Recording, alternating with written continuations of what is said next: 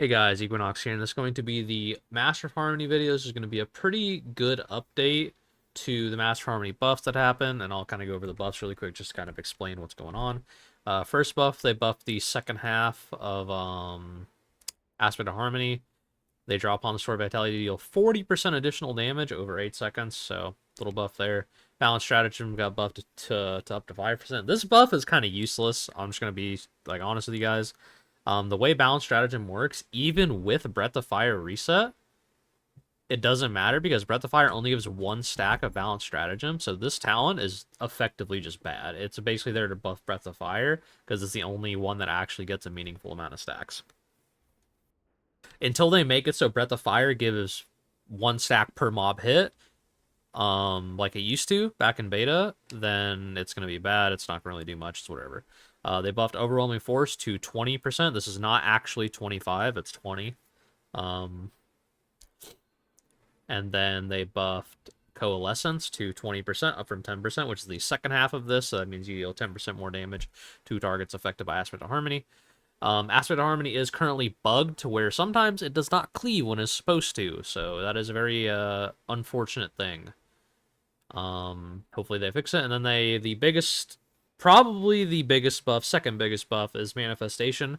Chi Burst and Chi Wave deal 100% increased damage and healing, up from 50. This Chi Burst makes Chi Burst crank. It makes it a massive, and I'm going to show you a damage breakdown and kind of go over it. So Keg Smash still going to be our top, and then Aspect, Blackout Kick, doing a lot, and then Chi Burst absolutely cranking. Disgusting amounts of damage. Then Overwhelming Force, which is your cleave from Blackout Kick, Rising Sun Kick, Tiger Palm. Really, really good. And then Special Delivery. Special Delivery kind of goes up and down depending on your brew usage and if you get Black Ox Brew or not. If you play Black Ox Brew, highly recommend that you do. It's quite good. But yeah, let's go over the builds. So I've been cooking up some builds. I've been testing out all the builds. I've been testing out Breath of Fire, Reset, Dragonfire Brew, Charred Passions, everything under the sun. And this is kind of the build that I have come up with for keep pushing that feels the best. It gives you the most amount of tankiness without sacrificing a crap ton of damage. So everything else is very standard here. We don't go for Zen Med, we go for dodge talents just because Zen Med's too situational, especially for most people. It's too situational, so don't bother with it. And then the kind of the weird part is we go Scalding Brew, which is, it's kind of a staple with Shadowpan nowadays. And then we go no Charred Passions or Dragonfire Brew. We skip this, and the reason is because with Scalding Brew, these are max like 3% of your damage, absolute max. And yeah, it's not really worth it when you get tankiness points. And then that lets us go into Counter-Strike Facepalm, which is absolutely disgusting with Overwhelming Force, absolutely insane with Overwhelming Force. So really good synergy there. 1 point Anvil, 1 point High Tolerance, then double an Ox Stance. So Ox Stance is mostly for like 10s and ups. 10s and ups is it's good against tyrannical bosses, good against some fort mobs and a few dungeons, namely Grimbatul, Necrotic Wake, Stone Vault, and Dawnbreaker. All 4 of these have some pretty insane value on it. Maybe the Guardians and Mists, and that's about it.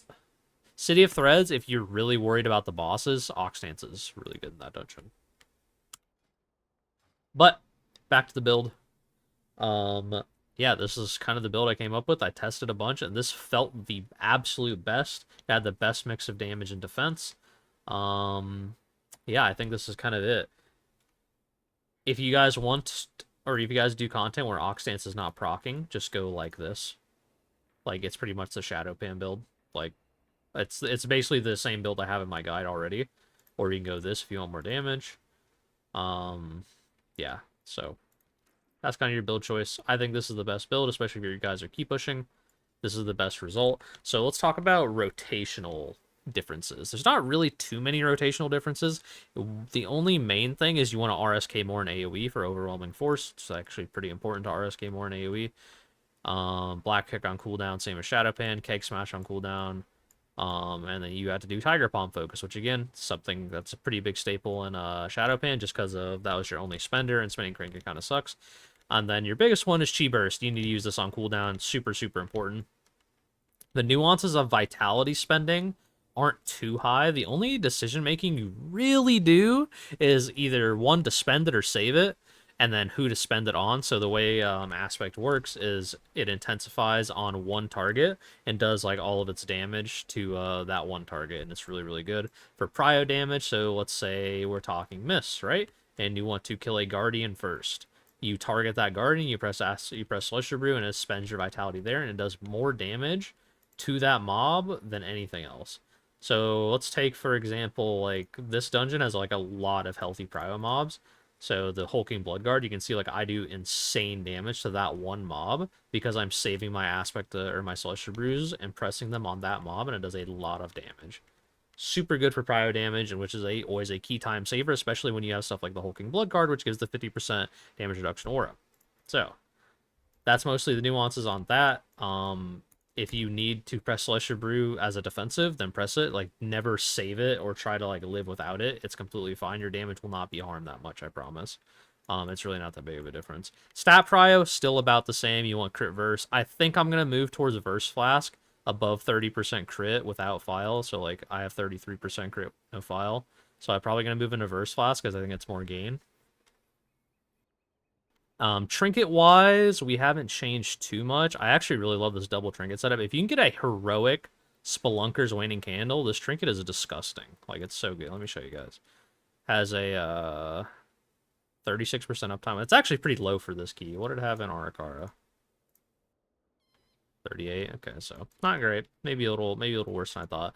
Yeah, there's still a pretty high uptime on Spelunkers, and then you run Deadeye and you just get a crap ton of crit. That's another reason I'm moving into the verse file, so I get more crit because I get a crap ton of crit from these two.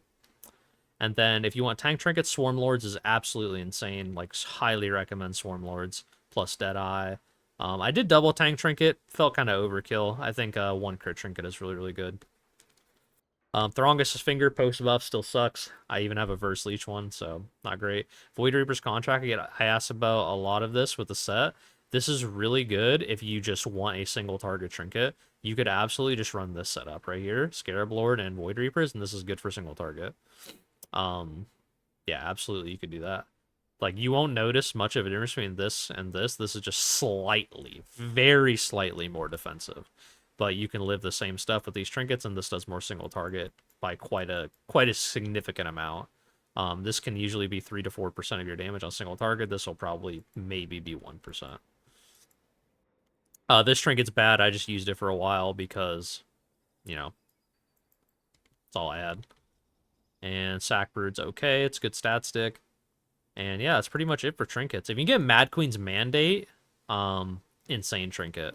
Highly recommend getting that. It's the on-use trinket. That's really good for stuff like Miss First Boss. Necrotic Wake third boss. Absolutely insane Necrotic Wake third boss. Is there any other like push phase bosses? I suppose not. Yeah, that's about it. I guess good for killing ads on Draga too. That's good for that. But yeah, that's about it. So TLDR, Master of Harmony is good now. It is about even with Shadowpan, I think. Shadowpan's slightly tankier against magic damage because of the 10% DR, but I think physical damage kind of edges out for Master of Harmony just because of like big purifies. And the damage, I actually think Master of Harmony is more key saving damage or key time saving damage because it has way more prio damage, like way more prio damage because of vitality and how it works. So yeah, I think Master of Harmony is actually kind of the go-to right now. It's at least tied. At the very worst, it's tied with Shadowpan, and at best, I think it's better if you play it well. But yeah, hope this video informed you guys. Hope it answers all your questions. If you have any more, put them in the description. And yeah, have my socials down below. Have the guide updated sometime this week. I haven't updated with Master Harmony yet, but I'll have all the relevant info in the guide when I do update it, and I'll make a video when I do update it. So have a good one, guys. Peace out. Love you. Thanks for the support.